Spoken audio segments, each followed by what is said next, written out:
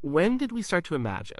When did a human ancestor first look at a cloud and see an animal, or close their eyes and picture a hunt that hadn't happened yet? This isn't a question with a simple date. There wasn't a Tuesday afternoon 200,000 years ago when a switch flipped and imagination was born. It was a slow dawn, not a sudden sunrise. It was a gradual process built piece by piece over millions of years of evolution. And the clues are not in fossils of brains, but in the things our ancestors left behind. Their tools, fire pits, carvings, and paintings. These are the fossils of the mind. To even begin, we have to know what we're talking about. Imagination isn't just daydreaming. It's the ability to create a mental world separate from the one right in front of you. It's remembering the past in detail, not just as a reflex, but as a story you can replay. It's planning for the future, not just reacting to hunger, but thinking through the steps of a complex task. It's what lets you ask, what if? What if I hit this rock with that one? What if we hunt the deer from the other side of the valley? And at its most complex, it's the ability to invent things that don't exist at all. A spirit, a monster, a story. It's the engine of creativity, religion, and science. So, where do we look for the first flicker? We have to go way back. Let's start around 2.6 million years ago with an early human relative, maybe Homo habilis, the handyman. They were the first to make stone tools in a systematic way. These are called Oldowan tools. To a modern eye, they look like simple, sharp-edged rocks. And they were. A person would take one rock, the core, and hit it with another, the hammerstone, to knock off a sharp flake. This might not seem like much. A chimpanzee can use a rock to crack a nut, but this was different. The toolmaker wasn't just using an object they found. They were modifying it with a goal in mind. They had to pick the right kind of rock, one that would fracture predictably. They had to hold it at the right angle and hit it with the right amount of force. This required a sequence of actions, it required forethought, it's the first tiny step. You have to imagine, even just for a second, a future where this rock has a sharp edge. It's a very basic form of imagination. It's not about seeing a bison in the clouds, but it's about seeing a future tool inside a useless rock. This is the seed. It's a practical, grounded kind of imagination tied directly to an immediate need. Make a sharp thing to cut meat, but it's a mental step beyond just reacting to the world. Now, let's jump forward in time. We meet Homo erectus. They were around for a very long time, from about 1.9 million years ago to maybe 100,000 years ago. And they made something remarkable, the Acheulean hand axe. If the Oldowan chopper was the first word, the hand axe was the first sentence. These tools are in a completely different league. They are large, teardrop-shaped, and symmetrical. They are worked on both sides. To make one, you couldn't just whack a rock a few times. It took dozens, maybe hundreds of precise strikes. The toolmaker had to have a clear mental template of the final product in their mind before they even started. They had to hold that image in their head and work towards it step by step. If they made a mistake, they couldn't easily undo it. They had to be able to rotate the stone in their mind to imagine what the next strike would do to the overall shape. This is a huge cognitive leap. It's a much more sophisticated form of planning and foresight. The hand axe wasn't just a sharp edge, it was a designed object. Some are so finely made and symmetrical that they seem almost artistic. Some archaeologists have even argued that they were too perfect, that their symmetry went beyond what was necessary for just butchering an animal. Maybe they were also social signals. A well-made hand axe could have shown skill, intelligence, and good genes. It could have been a way of saying, look what I can do, I am a capable partner. This means Homo erectus was not just imagining a tool. They might have been starting to imagine how other people saw them. That's a new layer. Thinking about another individual's mind is a key part of human imagination. And Homo erectus did something else that points to a growing imagination. They learned to control fire. Finding a tree struck by lightning and using the fire is one thing, but creating and maintaining a fire is another. It requires planning. You need to gather fuel before you need it. You have to keep the fire going, protecting it from rain. You have to think about the future, about the cold of the night to come, about the food that needs to be cooked. Fire created a new kind of time. The day no longer ended at sunset. People could gather in the light and warmth. This might have been the first theater, where people could sit together, safe from predators, and maybe, just maybe, start to share their thoughts. The social world was getting more complex, so with Homo erectus, we have clear evidence of advanced planning and the ability to hold a complex idea in the mind. The imagination is still practical, tied to survival. It's about making better tools and staying warm. Stuff, but the foundation is getting much stronger. Next on the scene are the Neanderthals. They are our closest extinct relatives. For a long time, they were caricatured as brutish cavemen. But we now know that's completely wrong. Their brains were as large as ours, sometimes even larger. Their tools, the Mousterian toolkit, were sophisticated. They were expert hunters and survived in harsh ice age environments for hundreds of thousands of years. But did they have imagination like us? This is where things get tricky and fascinating. The evidence is debated. Neanderthals definitely did some things that suggest symbolic thought. In some sites, we find pigments like red ochre and black manganese. They weren't using these to paint their tools. They were grinding them up. What for? Maybe they were painting their bodies. Body painting is a universal human practice. It's about identity, ritual, and signaling. It's a symbolic act. You are using color to say something about who you are. To do that, you have to imagine yourself as others see you. There's also evidence of Neanderthals using eagle talons and shells as personal ornaments. In a cave in Croatia, several eagle talons show signs of being cut and strung together, possibly as a necklace or bracelet. This is not for survival. This is for decoration. It's about aesthetics. It's about identity. It says, I am me. This is a step beyond the practical hand axe. And then there's the question of burial. Did Neanderthals bury their dead? The evidence is ambiguous. In places like Shanidar Cave in Iraq and La Chapelle aux Saints in France, Neanderthal skeletons were found deliberately placed in pits. In Shanidar, there was once a famous claim that one individual was buried with flowers, based on pollen found in the grave. This has been mostly debunked. The pollen was likely brought in by rodents. But the fact remains that the bodies were placed there intentionally. Was it just to get rid of a corpse? Or was it something more? A burial implies a certain kind of thinking.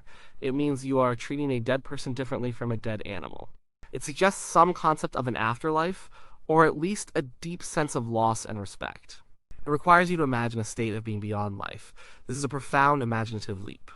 But, because the evidence isn't conclusive, with no clear grave goods like you find with modern humans, the debate continues. The Neanderthal mind seems to have been teetering on the edge of a full-blown symbolic world. And they had the sparks of it. They had art in the form of body paint and ornaments. They had ritual in the form of burial. But we don't find the explosion of creativity that we see with our own species, Homo sapiens. Something was different. And that brings us to us.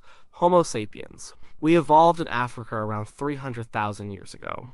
For the first couple 100,000 years, our tools and behavior weren't dramatically different from other hominins. But then, starting around 100,000 years ago, and really taking off about 50,000 years ago, something changed. This is often called the Great Leap Forward or the Upper Paleolithic Revolution. It's the moment when the human imagination seems to catch fire. The evidence is undeniable and it comes from all over the world.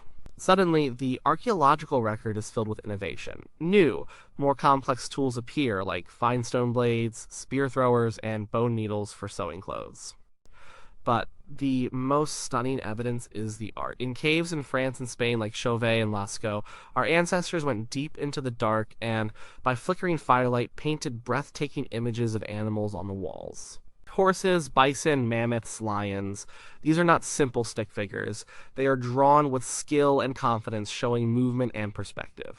To create these, the artists had to hold the images of these animals in their minds. They weren't dragging a bison into the cave to use as a model. They were painting from memory, from their imagination. Why did they do this? We will never know for sure. Were they telling stories of great hunts? Were they part of religious rituals, trying to capture the spirit of the animal? Was it a kind of magic to ensure a successful hunt? Whatever the reason, it was a purely symbolic act. They were using images to represent the real world, and maybe to connect with a spiritual one. They were creating a world of meaning, and it wasn't just paintings of real animals. In a cave in Germany, archaeologists found a small ivory statue about 40,000 years old. It's called the Lion Man. It has the body of a human, but the head of a lion. This is one of the most important artifacts for understanding the birth of imagination. It's not a representation of something that exists in the real world. It's the product of a mind that can take two separate concepts, human and lion, and combine them into a single, new, imagined being.